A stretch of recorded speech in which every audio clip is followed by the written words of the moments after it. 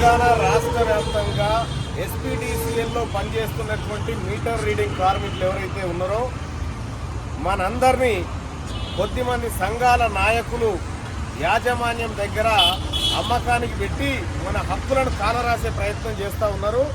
నేను meter reading కార్మికులందరికీ కూడా చెప్తా ఉన్నా, ఈ సంఘాలను వదిలిపెట్టండి.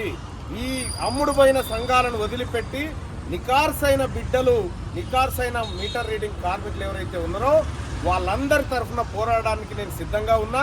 ఈ చిన్న చిన్న తాయిలాలకు లొంగిపోయి శాశ్వత హక్కులను కాలరాసుకోవద్దని చెప్పి రిక్వెస్ట్ చేస్తూ వచ్చినటువంటి మీటర్ రీడింగ్ కార్మికులందరికీ చెప్తా ఉన్నా, మీ అన్ని సర్కిళ్లలో ఉన్నటువంటి వాళ్ళందరూ కూడా ఈ సంఘాలను వదిలిపెట్టి రండి.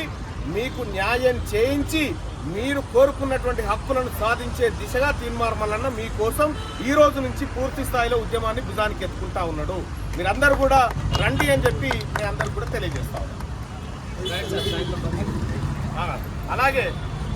అలాగే యథావిధిగా గత కొన్ని రోజులుగా మనం ఏదైతే మీటర్ రీడింగ్ విధులను బహిష్కరించినామో మీరు దాన్ని కొనసాగించండి.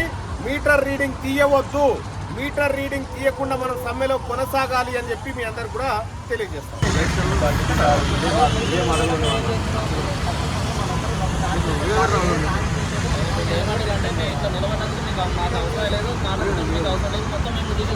విషయం ఏంటంటే వాడు మనల్ని తీసేస్తారా, మనం ఆయన తీసేస్తామో నేను చూపిస్తాను.